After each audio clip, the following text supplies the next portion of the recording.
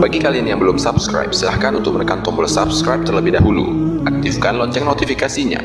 Bagikan video ini kepada teman-teman kalian agar semakin. Qala, jika ada seseorang sudah sampai usia 40 tahun, maka dia mesti hati-hati, mesti punya persiapan terbaik, khususnya 5 persiapan ini. 1. Qala rabbi auzi'ni an ashkura ni'mataka allati an'amta alayya wa ala walidayya. 1. 2. Wa an a'mala salihan tardah. Sudah? 3. Awas hati-hati, saya langsung cepat, langsung mau ke ujung. Wa aslih li fi dhurriyyati. 4. Inni tubtu ilaik. Dan 5. Minal muslimin. 5 hal. Seorang yang sudah sampai usia 40 tahun, maka Allah mengingatkan ia untuk menyiapkan 5 bekal utama sebelum dia kembali pada Allah Subhanahu wa ta'ala. Hati-hati yang sudah sampai 40 tahun, jika Anda belum memiliki satu di antara 5 ini, Anda mesti khawatir. Karena ini peringatan dari Al-Quran. Baik, 1. Qala rabbi auzi'ni an ashkura ni'mataka allati an'amta alayya wa ala walidayya. Amanat pertama, kata Allah, dia mesti memperbanyak doa kepada Allah Subhanahu wa ta'ala agar dibimbing. Perbanyak doa agar dibimbing mensyukuri nikmat hidup, plus bisa meningkatkan bakti pada orang tua. 1. Awas hati-hati ya. Mohon izin saya pelankan. Sebentar, saya mau minta izin dulu. Pak, boleh saya lebih dari 5 menit? Oh, alhamdulillah. Sampai jam berapa kita? Oh, baik. Insya Allah. Ya, insya Allah. Saya jam 9 pulang, Anda sampai jam 12, silakan. Bismillah. Ayo, yang tadi itu masih pengantar ya. Ini inti yang paling pentingnya sesuai dengan tema kita. Lihat baik-baik. 1. Rabbi auzi'ni an ashkura ni'mataka allati an'amta alayya wa ala walidayya. Perhatikan baik-baik. Ya Allah, mohon bimbing saya untuk selalu bisa mensyukuri segala nikmat yang telah Engkau berikan pada saya sekarang, 1, dan pada kedua orang tua saya. Baik, jadi kalau sudah sampai usia 40 tahun, pertama, Anda memohon doa kepada Allah untuk dibimbing terus bersyukur kepada Allah. Ini yang mau saya tegaskan. Lihat baik-baik. Apa itu syukur? Tidak ada makna lain dari syukur yang tertuang dalam Al-Quran dan hadis kecuali ungkapan kebahagiaan atas nikmat yang Allah berikan kepada kita dengan cara menggunakan nikmat itu sesuai dengan fungsi yang telah Allah tetapkan. Misal, kita akan bersyukur dengan nikmat penglihatan mata. Anda diberikan 40 tahun dalam hidup, mata masih bisa melihat. Bagaimana mensyukuri nikmat mata? Kalau Anda ingin syukuri nikmat mata, maka yang paling singkat, gunakan nikmat mata ini sesuai dengan peruntukan yang telah Allah tetapkan. Fungsi yang telah Allah tetapkan. Apa fungsi mata? Masih ingat? Melihat yang baik-baik. Quran surah ke-24 ayat 30 untuk laki-laki, ayat 31 untuk perempuan.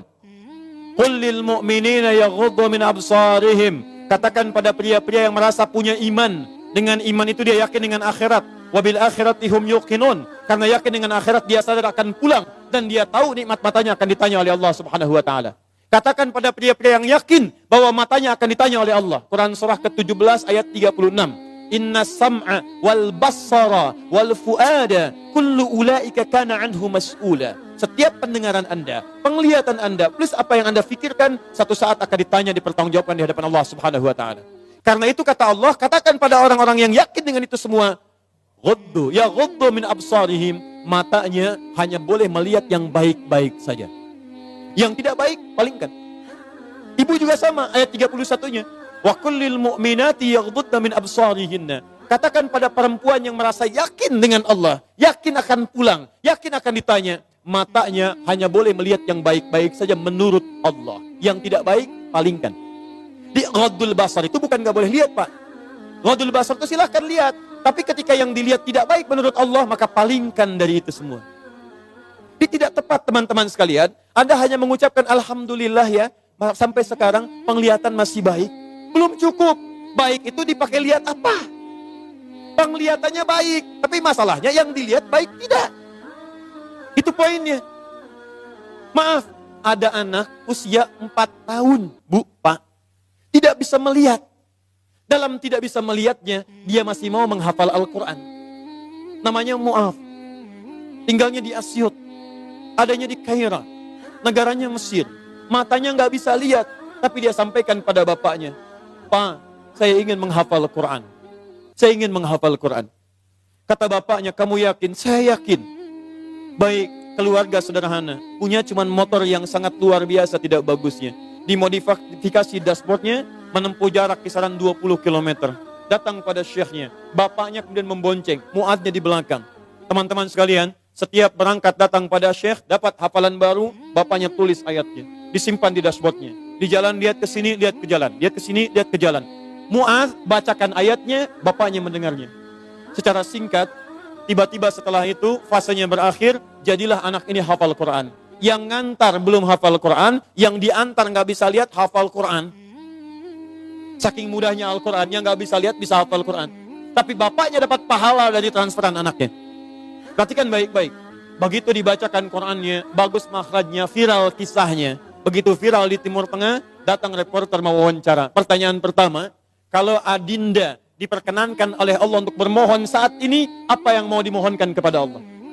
Reporter ini mengira dia akan meminta doa seperti ibunda Imam Al-Bukhari bermohon kepada Allah supaya Al-Bukhari disembuhkan dari butanya.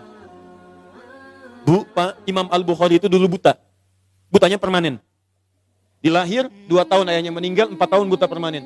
Nanti ada satu kejadian di situ, yang dengan kejadian itu, ibunya berdoa kepada Allah, anaknya menghafal Quran, sampai di surat Qaf, ya, ayat ke-22. Anaknya murajaah ayat, ibunya memohon kepada Allah sambil menangis, sambil tertidur. Sampai tertidur.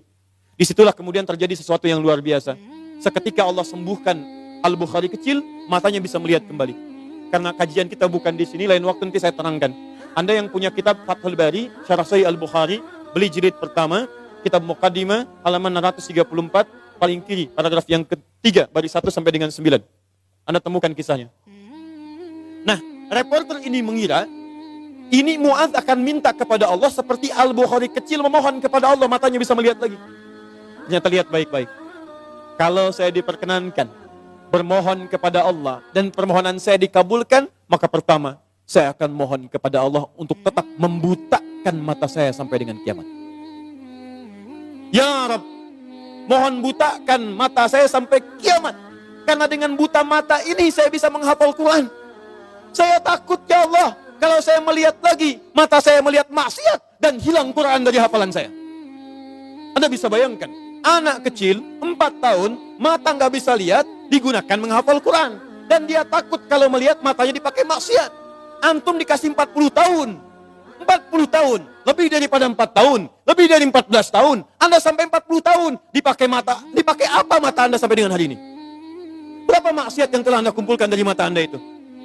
Mungkin wajar, jangankan hafal, baca masih sulit, lihat mushaf masih enggan, membaca masih susah. Kalau Anda sulit berhadapan dengan Al-Quran dalam pandangan Anda, tanyakan pada diri Anda, dipakai maksiat apa mata ini selama ini?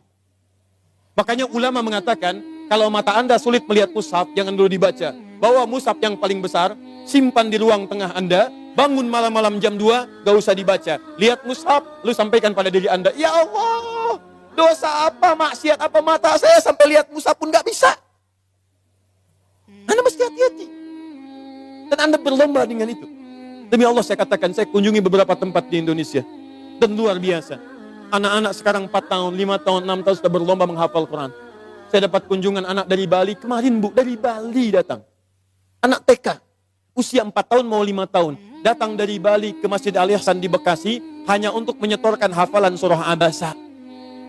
Abasa wa tawalla anja'ahul a'ma. Hanya menyetorkan surah Abasa, datang dari Bali jauh-jauh ke Masjid Al-Ihsan ke Bekasi. Anak 4 tahun. Antum diberikan 40 tahun. Lebih daripada itu. Untuk baca saja masih belum punya waktu. Anda butuh berapa tahun lagi? Anda mesti hati-hati. Dan hebatnya, Anda yakin akan pulang. Anda yakin akan meninggal.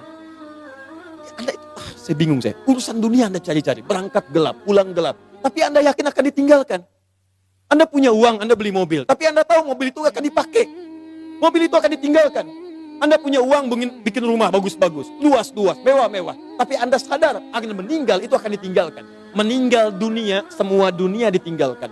Pertanyaan saya, apa yang Anda bawa pulang saat kembali kepada Allah? La ilaha illa anta subhanaka inni kuntu minadh dhalimin.